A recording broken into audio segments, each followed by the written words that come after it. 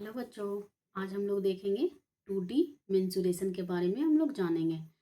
2D mensuration में होता क्या है? 2D पिक्चर जिसमें क्षेत्रफल हो और परिमाप हो, इसके बारे में बात करते हैं। अगर उसी में हम आयतन किसी का निकालते हैं तो उसको हम बोलते हैं 3D फिगर। अभी हम बात कर रहे हैं 2D फिगर का, तो इसका हिंदी हुआ समतल क्षेत्रमिति। इसमें पहला आता है आयत, जिसको बोलते हैं रेक्टेंगल, इंग्लिश में बोलेंगे रेक्टेंगल। अब सबसे पहले इसकी हम परिभाषा जानेंगे। तो इसकी आयत की परिभाषा है जिसकी आमने सामने की भुजा आपस में बराबर हो और प्रत्येक कोण 90 डिग्री के बराबर हो, उसे हम आयत कहते हैं। क्या कहते हैं बच्चों? जिसकी आमने सामने की भुजा, जिसकी आमने सामने की भुजा आपस में बराबर हो, उसे हम आयत कहते हैं। और इसका प्रत्येक कोण 90 डिग्री के बराबर होता है। बस हमको दो ही चीज इसमें ध्यान रखना है, ये लंबाई हो गया, ये चौड़ाई हो गया। लंबाई को L से सूचित किए, चौड़ाई को B से। अब इसमें हम तीन चीज इसके बारे में हमको जानना जरूरी रहता है। पहला परिमाप, दूसरा क्षेत्रफल, तीसरा विकर्ण। तो आइए हम जानते हैं कि तीनों फॉर्मूला को हम निकालेंगे कैसे। तो परिमाप, परिमाप का मतलब होगा कि परिक्रमा करके मापना, किसी भी चीज का परिक्रमा करके मापना। हम अपना ठेठ भाषा में याद करने के पर्पज से हम बोल सकते हैं। जैसे मान लेते हैं हम यहाँ ए पे हम खड़े हैं, ए से हम चलना शुरू किया, यहाँ से चले गए बी पे पहुंचे, बी से फिर चले सी पे पहुंचे, सी से फिर चले डी पे पहुंचे, डी से फिर चले ए पे। तो जिस पॉइंट से हम चलना आरंभ किए और जिस पॉइंट, उसी पॉइंट पे हम आए और उस पॉइंट से आने जाने में हमको जितना दूरी तय किए उसी को हम कहते हैं परिमाप। तो ए से बी तक चले तो हम L दूरी तय किए, ठीक है, L प्लस फिर बी से सी की तरफ चले तो कितना किए B प्लस सी से डी पे फिर L प्लस डी से ए पे B। क्या हम इसको लिख सकते हैं 2L प्लस 2B? बच्चों अब दो हम कॉमन ले लेंगे, दो कॉमन ले लिए तो L प्लस B। L यहाँ पे क्या है? लंबाई है, B कहाँ क्या है? चौड़ाई है। तो हम यहाँ से फॉर्मूला आयत का निकाल लिया। आयत की परिमाप का फॉर्मूला हो गया 2 into L plus B, 2 into L plus B. अब हमको फॉर्मूला अगर याद भी नहीं है तो भी अब हम ये जो मेथड बताएं उससे हम किसी भी चीज़ का परिमाप निकाल सकते हैं। अब बात करते हैं क्षेत्रफल की। क्षेत्रफल क्या होता है? किसी भी चीज़ का क्षेत्रफल लंबाई और ऊंचाई होता है। तो आयत का भी क्षेत्रफल हो जाएगा लंबाई गुने चौड़ाई। क्या हो जाएगा? लंबाई गुने चौड़ाई। तो हम इसको बोलते हैं L इंटू बी। विकर्ण का बात करें तो विकर्ण में देखिए, ये जो यहाँ से जो हम रेखा एक बीच से खींच रहे हैं इसी को हम बोलते हैं विकर्ण, आयत की विकर्ण। और अगर हम ये विकर्ण, ये मेरा एक विकर्ण है, तो अगर हम बात करें डी सी बी की, त्रिभुज डी सी बी की, तो ये एक समकोण त्रिभुज बना रही है। और समकोण त्रिभुज में एक लंबाई है, ये आधार है, ये लंबाई हो गया, तो ये कर्ण हो जाता है। और विकर्ण निकालने के लिए हम कर्ण का वहाँ फॉर्मूला होता है कि कर्ण स्क्वायर बराबर होता है लंब स्क्वायर प्लस आधार स्क्वायर। तो कर्ण बराबर हो जाता है रूट अंडर लंब स्क्वायर प्लस आधार स्क्वायर। तो इसका भी विकर्ण का फॉर्मूला, अभी विकर्ण ही, इसको कर्ण को विकर्ण कह रहे हैं, तो हम इसका भी फॉर्मूला लिखेंगे रूट अंडर लंब का स्क्वायर प्लस आधार का स्क्वायर। समझ आया बच्चों? इसको हम ऐसे भी लिख सकते हैं रूट अंडर L का स्क्वायर प्लस B का स्क्वायर। ठीक है, ये फॉर्मूला बन गया। अब हम इस पे एग्जाम्पल देख रहे हैं कि हम क्वेश्चन कैसे करेंगे। जैसे ये एक आयत है ABCD, आयत की लंबाई 15 सेंटीमीटर है, चौड़ाई 7 सेंटीमीटर है। तो आयत की परिमाप क्या होगा? तो अभी हम जाने हैं कि जिस पॉइंट से, तो हम फार्मूला यहाँ पे निकाल चुके हैं, तो लिखेंगे 2L प्लस B, 2 इन छोटी ब्रैकेट 15 प्लस 7 सेंटीमीटर। ठीक है, तो 2 हो गया, 15 और 7 जोड़ेंगे तो कितना हो जाएगा? 15 और 7 22 हो जाएगा, गुना 22 सेंटीमीटर, 44 सेंटीमीटर आंसर हो गया। यहाँ पे मान बैठा दिए हम कुछ नहीं किए। सबसे पहले हम बोर्ड मास की नियम इससे पहले पढ़े थे कि सबसे पहले छोटी ब्रैकेट को सॉल्व करते हैं। छोटी ब्रैकेट को जोड़ के सॉल्व किए, 22 आया।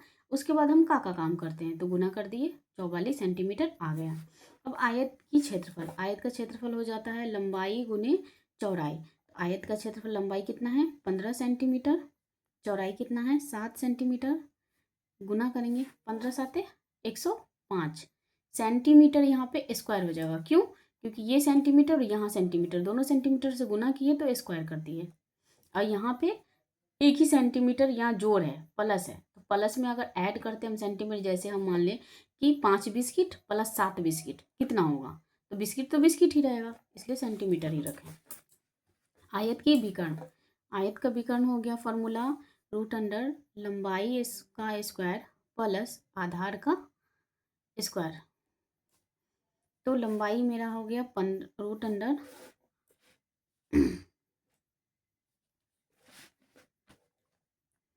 15 का स्क्वायर प्लस 7 का स्क्वायर।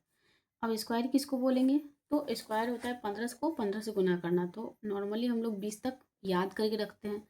तो 15 का स्क्वायर हो गया 225, 7 का स्क्वायर हो गया 49 49। जोड़ देंगे 9 5 कितना हो जाएगा 14 के 4 हाथ में 1, 4 2 6, 6 1 7 और 2। अब 274 किसी का वर्गमूल नहीं है, तो यहीं पे हम आंसर इसको कर सकते हैं। बात करते हैं हम वर्ग की, किसकी, वर्ग की। अब वर्ग में क्या होता है, जिसकी चारों भुजा आपस में बराबर हो और प्रत्येक कोण 90 डिग्री के बराबर हो, उसे हम वर्ग कहते हैं। वर्ग का हम क्या बोले, जिसकी चारों भुजा आपस में बराबर हो और प्रत्येक कोण 90 डिग्री के बराबर हो, उसे हम वर्ग कहते हैं। यहाँ देखते हैं ABCD एक वर्ग है और इसका प्रत्येक कोण 90 डिग्री के बराबर है। और ये जो लाइन है इसको हम भुजा कहते हैं, और ये एक्स है तो ये भी एक्स है, ये भी एक्स है, ये भी एक्स है। इसकी चारों भुजा आपस में बराबर होती है। इसका हम एग्जाम्पल देख सकते हैं, लूडो जो खेलते हैं उसका जो गोटी चलने वाला रहता है छक्का, जिसपे 1 2 3 4 5 लिखा रहता है, तो वो भी एक क्या है, उसका एक तरफ का एरिया को हम बोल सकते हैं कि वो एक वर्ग है। परिमाप, परिमाप का बात करें तो यहाँ पे हो जाएगा परिमाप इसका। फिर यहाँ से चलेंगे तो x दूरी तय किए, फिर B से C पे चले x दूरी तय किए, फिर यहाँ से यहाँ x, फिर x, कितना हो गया परिमाप 4x। तो हम इसको बोल सकते हैं कि 4 गुने भुजा, क्या बोलेंगे 4 गुने भुजा। वर्ग का परिमाप हो गया 4 गुने भुजा। क्षेत्रफल हो जाता है इसका भुजा स्क्वायर, क्योंकि इसका लंबाई और चौड़ाई क्या है बराबर है, तो भुजा स्क्वायर। क्षेत्रफल इसका हो गया भुजा स्क्वायर। विकर्ण इसका हो जाता है, ये x है ये x है, तो हम इसका कर्ण का निकालते हैं। तो क्या हम देखे थे अभी, root under X square plus X square, ठीक है। तो इसको हम लिख सकते हैं root under 2x 2x square, तो 2√2 आ जाएगा और x का ये कट जाएगा तो आ जाएगा x। तो हम विकर्ण का फॉर्मूला बोलते हैं √2 इंटू भुजा, क्या बोलते हैं √2 इंटू भुजा। अब इस पर हम एग्जाम्पल देखेंगे। एग्जाम्पल में भुजा का मान दिया है 12 मीटर और वर्ग है तो परिमाप, तो 12 परिमाप का फॉर्मूला क्या हो गया 4 गुने भुजा, 4 गुने भुजा लिख देंगे। 4 गुने भुजा कितना है 12 मीटर, तो 12 चक 48 मीटर, आंसर हो गया। क्षेत्रफल होता है भुजा स्क्वायर, तो भुजा कितना है 12 मीटर, इसका हो जाएगा स्क्वायर, तो 12 का क्षेत्र 12 का स्क्वायर होता है 144, 144 मीटर स्क्वायर आंसर, क्योंकि ये गुना में है तो गुना होगा। अब विकर्ण का बात करें, विकर्ण होता है √2 इंटू भुजा, तो √2 इंटू भुजा कितना है 12, हम इसको लिख सकते हैं 12√2 मीटर में है तो मीटर में लगा दिए, हो गया आंसर। समझ में आया बच्चों आप लोगों को। अब हम बात करते हैं इसी में 2D पिक्चर में, 2D फिगर में हम वृत्त की, वृत्त। अब वृत्त के बारे में जानेंगे। वृत्त किसको कहते हैं, वृत्त का इंग्लिश होता है सर्कल। इसको हम बोलते हैं किसी समतल पर एक निश्चित बिंदु से समान दूरी पर स्थित सभी बिंदुओं का समूह वृत्त कहलाता है। ऐसे ये जो है छोटे छोटे सब सब बिंदु है, ठीक है। इस सब बिंदुओं के समान दूरी पे ही है, यहाँ से यहाँ का दूरी समान है, यहाँ से यहाँ का दूरी समान है, ये सब का समान समान दूरी है। समान बिंदु पर स्थित बिंदुओं के समूह को हम क्या कहते हैं? वृत्त कहते हैं, वृत्त कहते हैं। अब वृत्त में होता क्या है? वृत्त का अपना एक अस्तित्व है। वृत्त में बीच में जो है, बीच की लाइन को हम बोलते हैं, यहाँ इसको बोलते हैं हम केंद्रक, जिसको इंग्लिश में कहते हैं सेंटर। बीच से एकदम बीच से हम इसको लाइन खींच दिए, इसको हम बोलते हैं व्यास।